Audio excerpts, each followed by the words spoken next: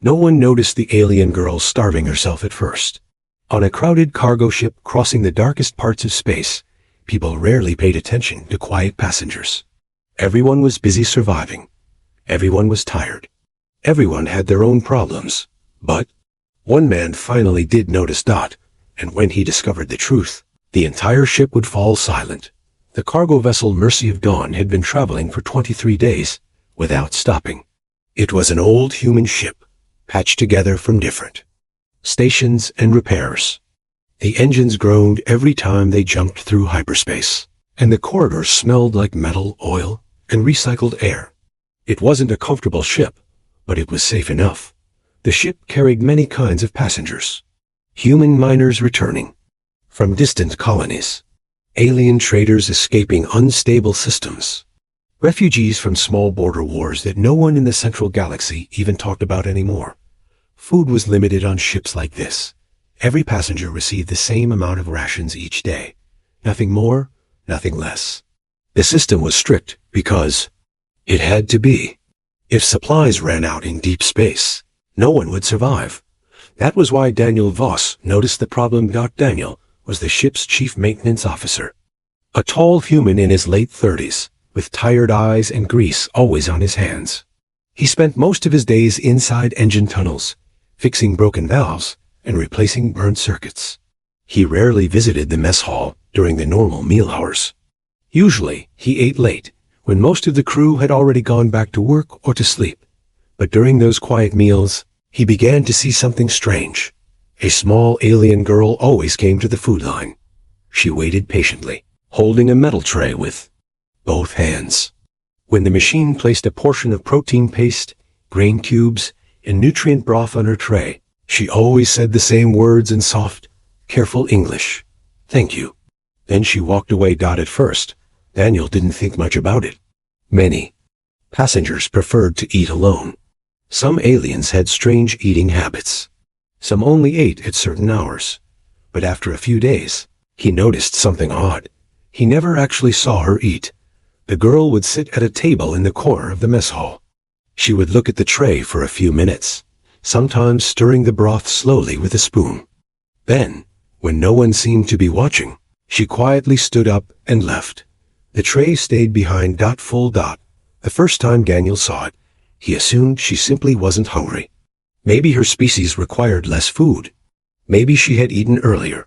But then, it happened again, and again, and again. Every single day, the same thing. She took a full ration and left it untouched. Daniel frowned the fourth time he noticed it. On a ship like this, wasting food wasn't just strange. It was dangerous.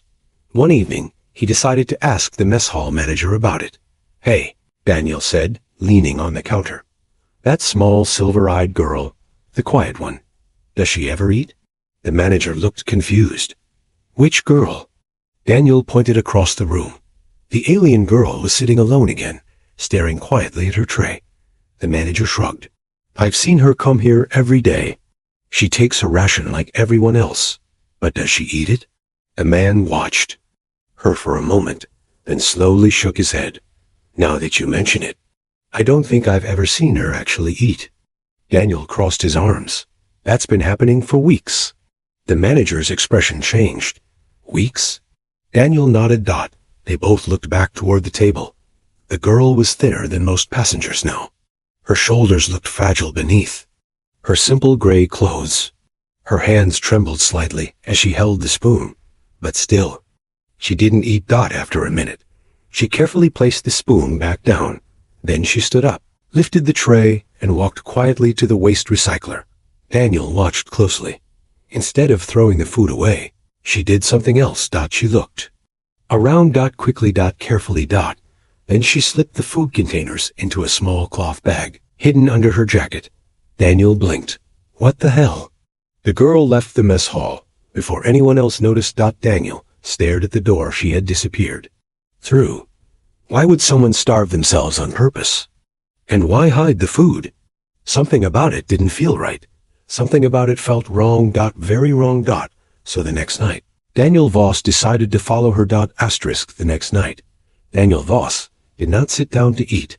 Instead, he waited, He stood near the far wall of the mess hall, pretending to check a maintenance tablet while quietly watching the entrance. The room was loud as usual. Crew members argued about engine shifts, traders talked about prices, and someone laughed too loudly at a joke no one else understood. Then the alien girl walked in. Lear moved the same way she always did, slow and careful, as if she didn't want to disturb anyone. Her silver eyes stayed low, focused on the floor while she waited in the ration line. When the machine dropped the usual portion onto her tray, she nodded politely. "Thank you," she said softly. The serving robot didn't respond. It never did. Lear took the tray and walked to the same table in the corner. Daniel watched everything. She sat down, looked at the food, and picked up the spoon. For a moment, it looked like she might finally eat. The spoon rose halfway to her mouth. Then it stopped. Her hand trembled slightly. Slowly, she lowered the spoon again. The same thing. Every night, she waited a few minutes, pretending to eat while people walked past. Then she stood, lifted the tray, and carried it toward the waste recycler. Daniel stepped away from the wall. This time, he followed. Lear reached the recycler station and glanced around quickly. The mess hall was still busy, but no one was paying attention. With careful movements, she opened her small cloth bag. One by one, she placed the food containers inside. Protein paste, grain cubes.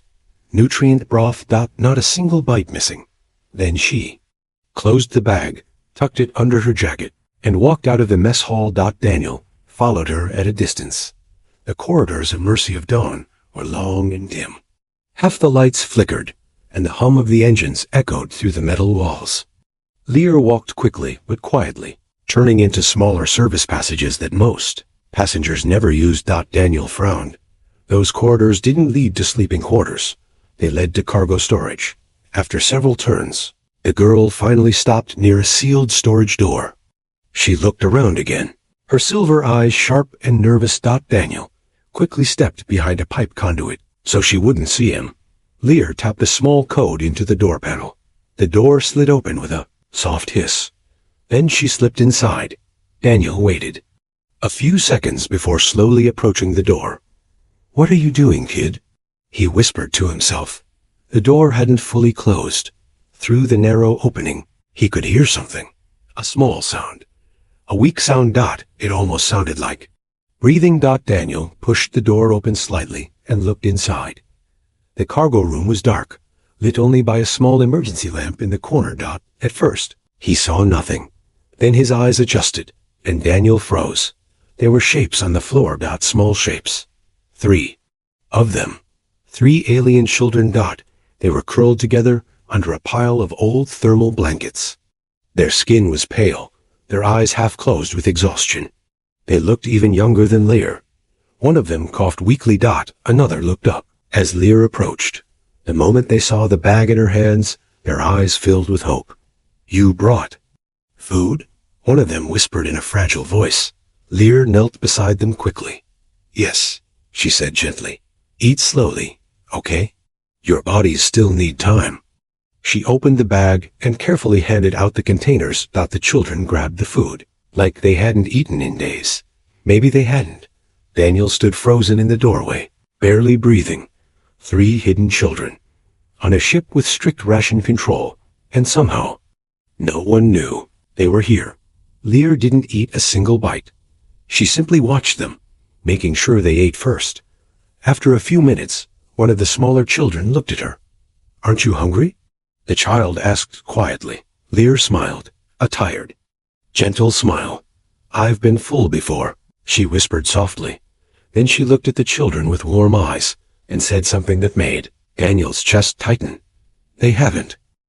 Daniel Voss stood frozen in the half-open doorway. For a long moment, he forgot how to breathe. Inside the cargo room, the 3 small alien children were eating like they had not seen food in days. Their thin hands shook as they held the containers. One of them even dropped a piece of grain cube and quickly picked it up from the floor, afraid to waste it.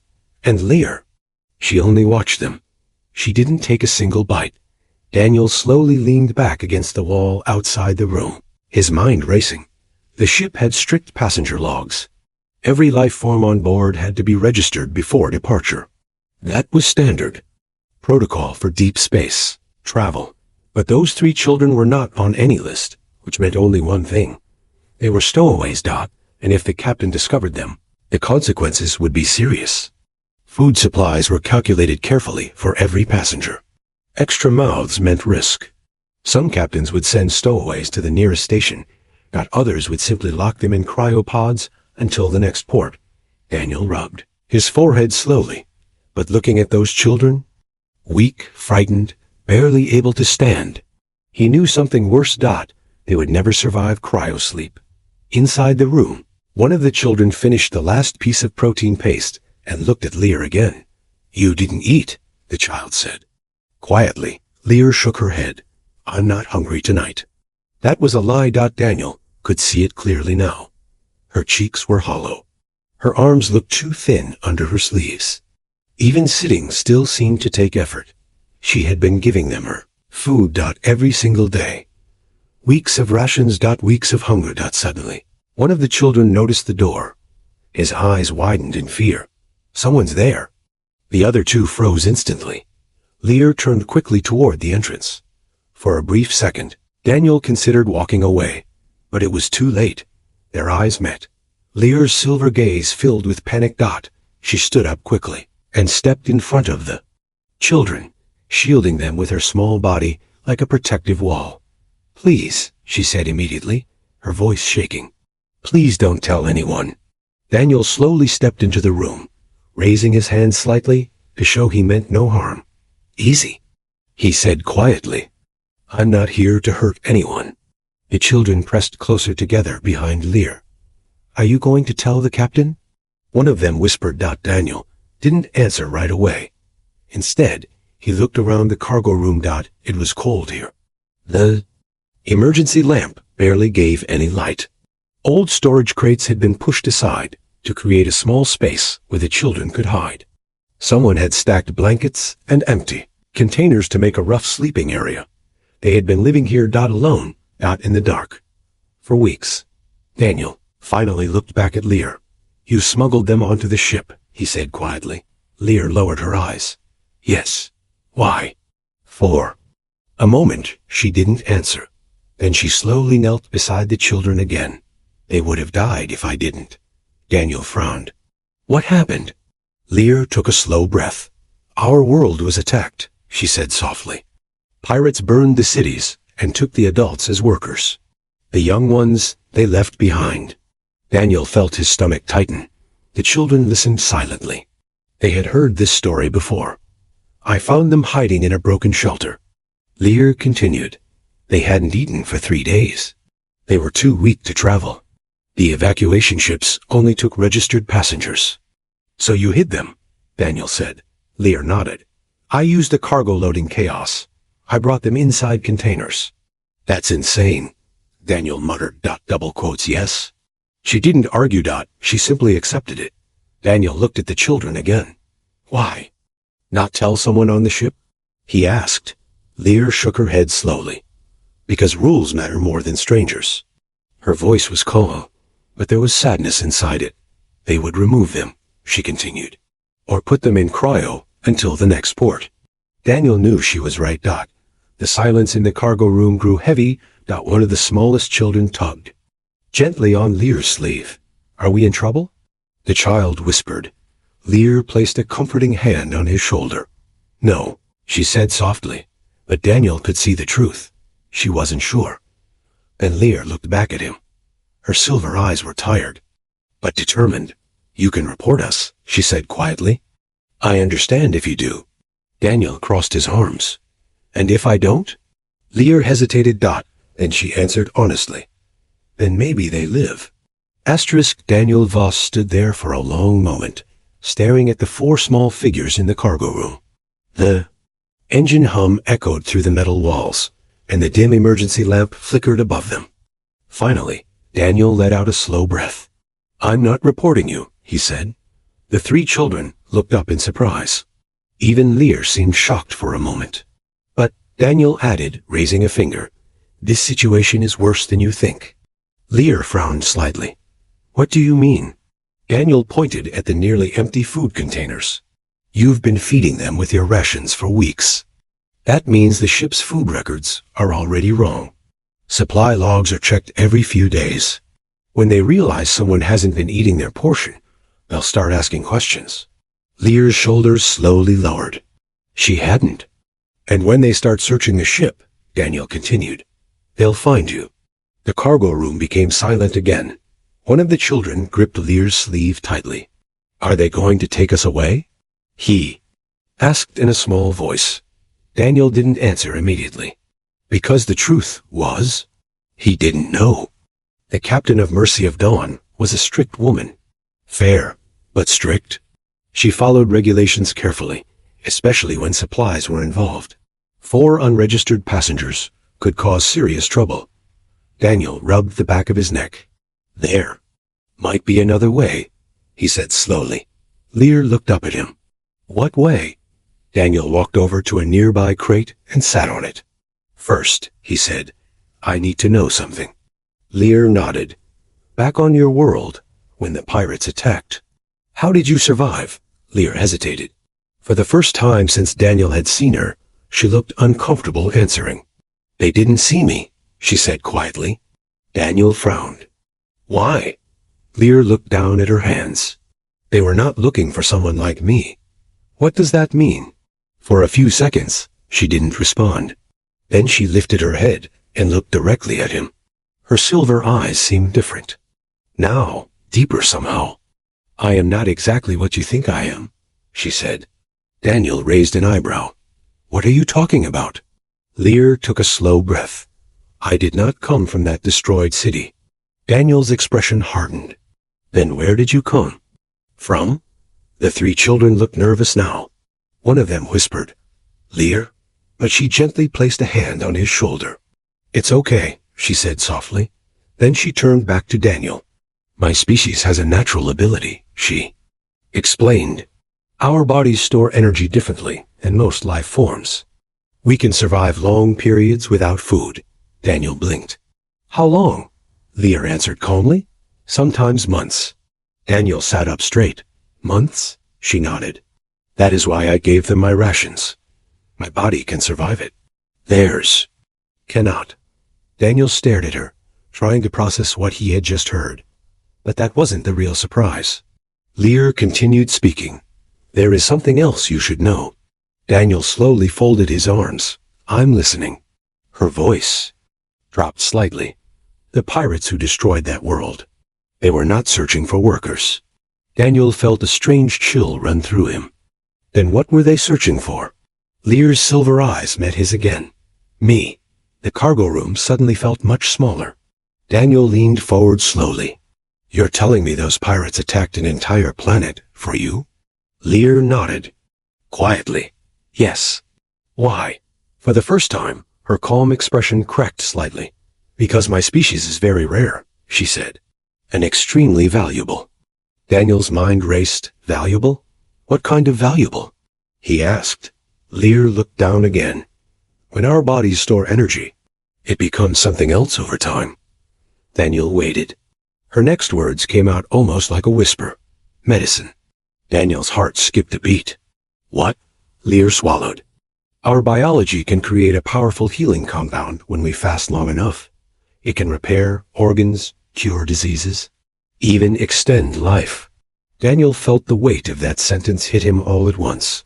Pirates, planet attacks, kidnappings, suddenly. It all made terrible sense. It wanted to harvest you, Daniel said quietly. Lear nodded. Yes. Silence filled the cargo room. Daniel slowly leaned back on the crate, running a hand through his hair. So let me get this straight. He muttered. You're a living medical miracle. Pirates are hunting you across the galaxy. You've been starving yourself for weeks. And you're hiding inside a cargo room with 3 illegal passengers. Lear looked slightly embarrassed. Yes. Daniel stared at the ceiling for a moment. Then he laughed softly. Yeah, he said. That's about the kind of problem my life attracts. But the situation had just become far more dangerous. Because if pirates were searching for Lear, they might still be searching now. For a long time, No one in the cargo room spoke. Daniel Voss sat on the metal crate, staring at the floor while the quiet hum of the ship's engines vibrated through the walls. His mind was racing. Pirates, searching for a living medical miracle. 3. Hidden children who would never survive cryosleep. And a starving alien girl who had been carrying all of this alone. Finally, Daniel stood up. "All right," he said quietly. Lear looked at him. Daniel pointed toward the door. "You can't stay here anymore. If supply officers start checking food records, they'll search the cargo decks first." The children looked frightened again. "But if we leave," one of them whispered, "everyone will see us." Daniel shook his head. "Not if we do it carefully." Lear studied his face. "Why are you helping us?" Daniel gave a tired half-smile. "Because sometimes rules don't understand survival." The children slowly gathered the empty containers while Daniel explained his plan. The ship had an unused medical observation room near the maintenance section. It was rarely visited, and Daniel had access codes. "If anyone asks," he said, "you're medical recovery passengers." "Will they believe that?" one child asked. Daniel shrugged. "They might if they see how thin you all are." A few minutes later, they carefully left the cargo room. The corridors were quiet during the late shift. Most passengers were asleep, and only a few engineers moved between workstations. Daniel walked ahead while the 4 aliens followed closely behind him. No one stopped them. No one asked questions. They reached the medical observation room without trouble. For the first time in weeks, the children had real beds, clean blankets, warm light. One of them almost cried when he lay down. Lear remained standing near the doorway, watching them with relief. But Daniel noticed something else. She was shaking, not from fear, from weakness. "You're barely standing," Daniel said. "I'm fine," she replied softly. "You haven't eaten in weeks. My body can handle it." Daniel walked to the food cabinet and opened it. Emergency rations were stacked neatly inside. He placed one container on the table. "Sit," he said. Lear hesitated. "You need your strength too," he continued. For a moment she didn't move. Then slowly she sat down, but she still didn't touch the food. Daniel frowned. "What now?" Lear looked toward the 3 sleeping children. "They need more tomorrow." Daniel sighed. "Kid, there are thousands of people on this ship. If everyone sacrifices themselves like that, nobody survives." Lear stayed silent. The next morning, something unexpected happened. The captain called an emergency assembly in the main hall. Passengers filled the room, whispering nervously. Daniel stood near the back, while Lear and the children waited quietly. Beside him, the captain stepped onto the platform. "We have discovered 4 unregistered passengers aboard this vessel," she announced. The room immediately erupted with murmurs. Daniel felt Lear tense beside him. The captain raised her hand for silence. "Normally," she continued, "this would be a serious violation of ship protocol." Everyone waited. Then the captain looked directly at Lear. "Our maintenance officer explained the situation last night." Daniel scratched the back of his neck. The captain's voice softened slightly. "He also explained what this young passenger has been doing for the past 3 weeks." The room became quiet. Very quiet. The captain continued.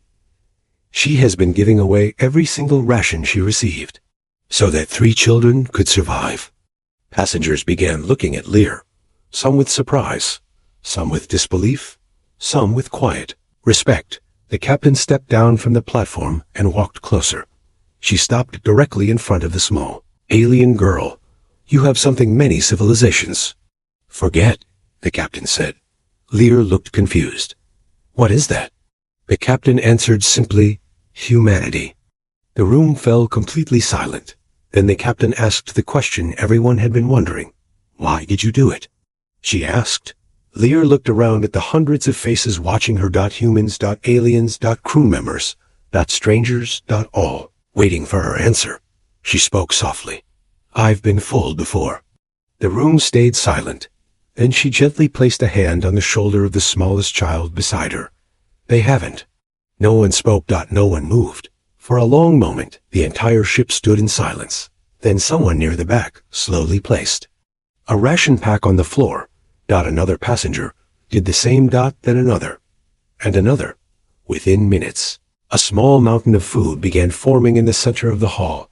Dot, no orders, dot, no announcements, dot, just people quietly sharing what they had.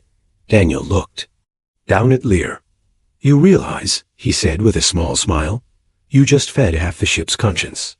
Lear looked at the growing pile of food. For the first time in weeks, she allowed herself to pick up a ration bar. Dot. She took a small bite, and around her, the people of Mercy of Dawn finally remembered something important.